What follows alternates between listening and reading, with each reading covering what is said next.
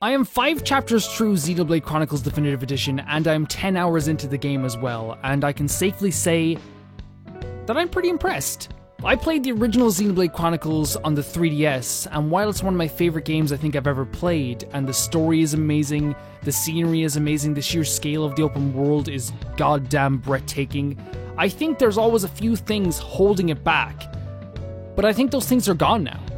To start off, Xenoblade Chronicles Definitive Edition really does show, on a new console, why Monolith Soft is one of the greatest companies at creating an open world. This seamless, scaled up world is breathtaking in every single way. I am still in awe, walking through the same areas that I've walked through in this game for the 10th time. Looking up as I'm walking through areas, which is one of the best advice, or the best pieces of advice I could give someone about this. If you're playing this game, try to go against everything in your nature and always have the camera tilted at a higher angle. It is awe-inspiring how beautiful this game looks. And everything, like I said, is seamless. There are places in this game where you will have no loading screens whatsoever.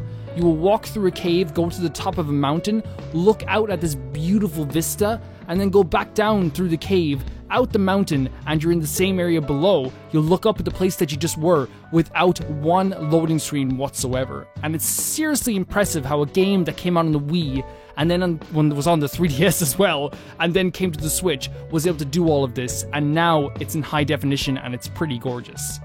Everything that was truly awesome about Xenoblade Chronicles is still there.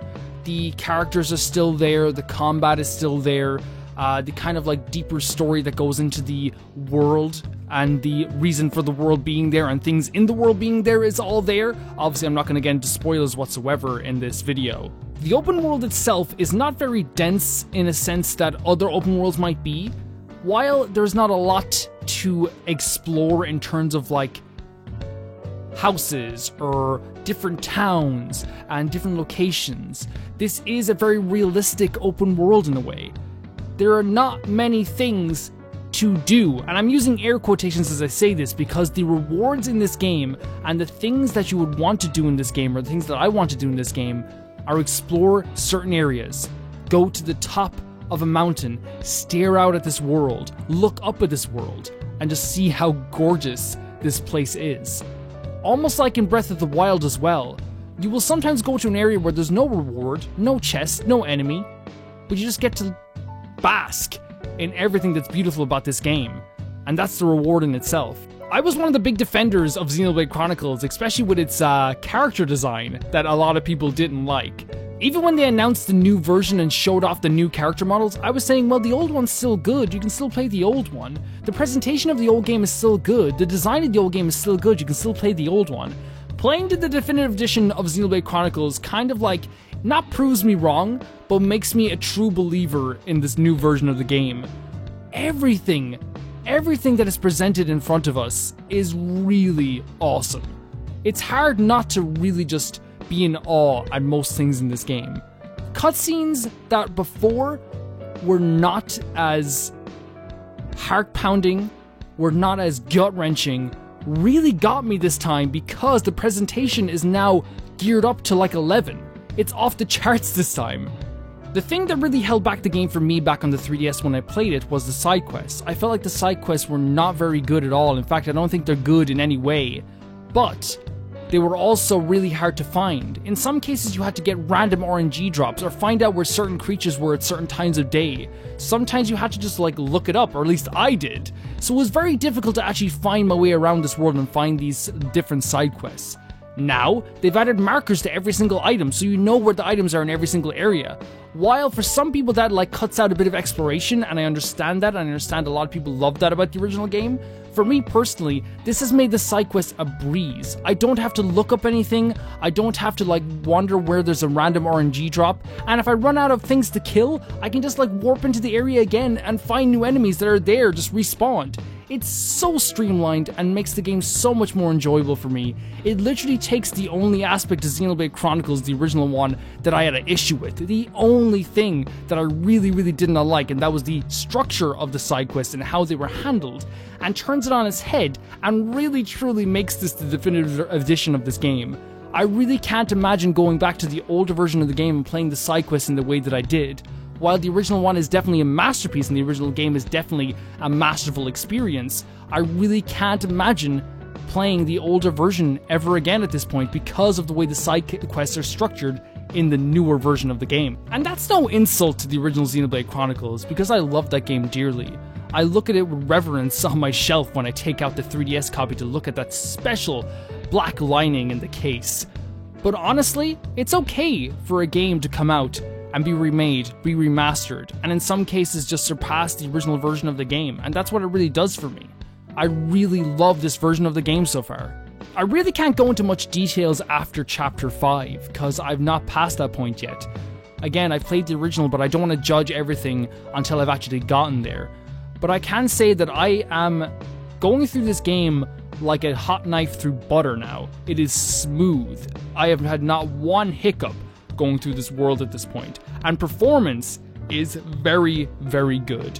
I have not had much frame dips, and if I had, I haven't noticed them personally. So I can say that even though that stuff doesn't bother me too much, it never really does at all. I haven't really noticed it myself either. I'm having a very good time going through this world. There's nothing that's really hindering me, and that's the most important thing when it comes to a game like this, that nothing is kind of like holding you back. I can explore this place at my leisure. I can do stuff that's fun now. I can do side quests at a very leisurely pace, because it doesn't feel like I'm having this beautiful world in front of me and this amazing story, these amazing characters, but there's always one thing tugging on the back of my pants saying, wait, you forgot about this. Wait, you have to find this. Oh wait, you have to do this. That's already out of the way. I've done every side quest so far just because of how they improved the side quests. You might also be saying, hey, you're talking too much about the side quests. You do not understand how improved this is. It makes everything so streamlined. I can sing its praises for days, and I will probably go to the offices of the Monolith Soft after this coronavirus thing is over, walk into the office, say, you did a great job, and walk out and leave them alone so they never have to see my ugly mug again. You might not believe that 3 days before Xenoblade Chronicles released on the Switch, I was planning on not buying it at all. But something hit me at least 2 days before the game came out, and I just watched an old video of the original Xenoblade Chronicles, and I saw Shulk walking through one aspect of the world, one place in the world, and almost instantly all these emotions came flowing back, and I had to buy it. And I had those same kind of emotions as I booted up the game and I started playing it.